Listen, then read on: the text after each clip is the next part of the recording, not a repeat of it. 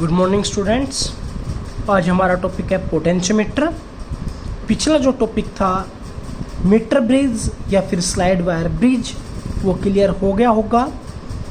उसके बाद हमारे पास जो पोटेंशियोमीटर है वो उसी पैटर्न के ऊपर चलने वाला है, लेकिन थोड़ा सा डिफरेंट है। देखो ये क्या कहता है, इसका जो प्रिंसिपल है वो ये कहता है कि जब हम किसी भी जो एक रेजिस्टेंस वायर थी उसके अक्रॉस अगर पोटेंशियल ड्रॉप निकालते हैं, जो रेजिस्टेंस वायर है उसके अक्रॉस कितना पोटेंशियल का ड्रॉप हुआ, क्योंकि रेजिस्टेंस वायर है तो रेजिस्टेंस तो उसके पोटेंशियल को ड्रॉप करवाएगा ही करवाएगा।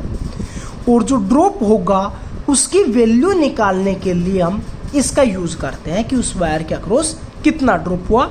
लेकिन उसके अंदर हमें एक चीज़ का ध्यान रखना है कि उसके अंदर से कांस्टेंट करंट फ्लो हो और जो वायर ली थी रेजिस्टेंस वायर उसका uniform area of cross section, इस चीज़ का हमें ध्यान रखना है। तो इसका प्रिंसिपल क्या कहता है, it is based on the fact that the fall of potential across any portion is directly proportional to the length of that portion provided the wire is of uniform area of cross section and a constant current is flowing through it।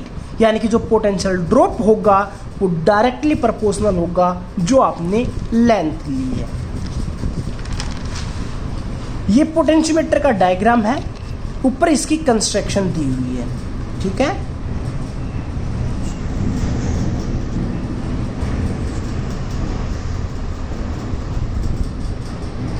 A potentiometer consists of a long uniform wire generally made of मैग्नीन and constant. जो हमने पिछले topic के अंदर लिया था वही resistance wire यहाँ पर ही ली हुई है। उस वायर को हम स्ट्रेच्ड करते हैं, वुडन बोर्ड के ऊपर स्ट्रेच की जाती है। Its end are connected to the binding screw A and B. दो हमने स्क्रू लगाए हुए हैं ए और बी, उनके एंड्स के बीच में टाइट की जाती है। एक मीटर स्केल जो हमने पैरेलल के अंदर पिछले टॉपिक मीटर ब्रिज के अंदर भी किया था, वैसे ही एक 100 सेंटीमीटर लेंथ का एक मीटर स्केल यूज करते हैं। The potentiometer is provided with jockey J. Potentiometer के अंदर भी जॉकी का यूज होगा with the help of which the contact can be made at any point on the wire. अगर हम जो भी पॉइंट के ऊपर उस जॉकी को टच करेंगे तो वो हमारे पास उसके अंदर कॉन्टैक्ट यानी कि करंट फ्लो कराने के अंदर मदद करेगी, ठीक है।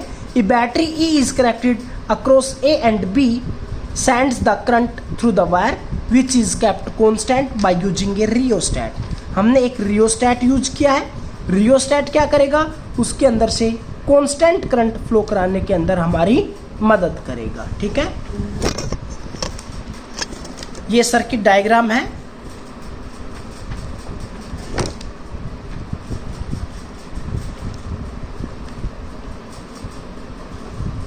इस सर्किट डायग्राम के अंदर हमने एक रियोस्टैट लगाया, एक अमीटर लगाया, बैटरी को इससे कनेक्ट किया। बैटरी को कनेक्ट करने के बाद इसके अंदर से जब ये रियोस्टैट होगा तो ये कांस्टेंट करंट को फ्लो कराएगा जो हमारी कंडीशन थी।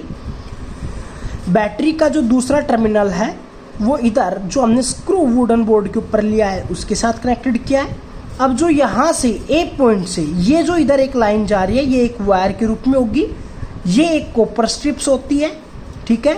ये हमने 100 सेंटीमीटर लेंथ की वायर यहाँ पर यूज़ की।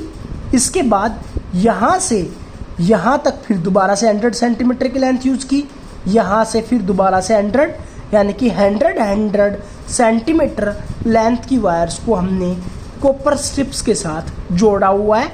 और जो फर्स्ट और लास्ट एंड बनेगा उनको हमने 2 स्क्रू के साथ जोड़ा हुआ है।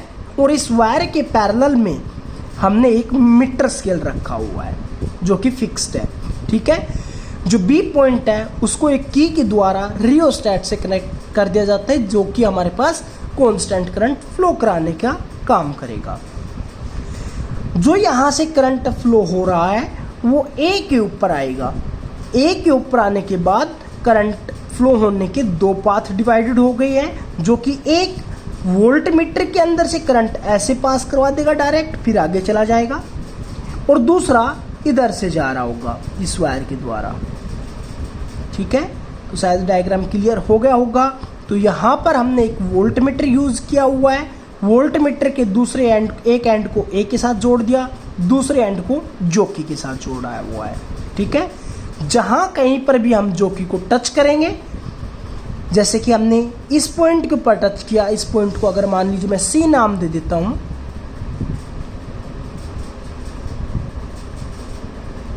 तो ए और सी पॉइंट के बीच में जितना भी पोटेंशियल ड्रॉप हो रहा है, जितना भी पोटेंशियल है, वो वोल्ट मीटर हमें रीडिंग देगा।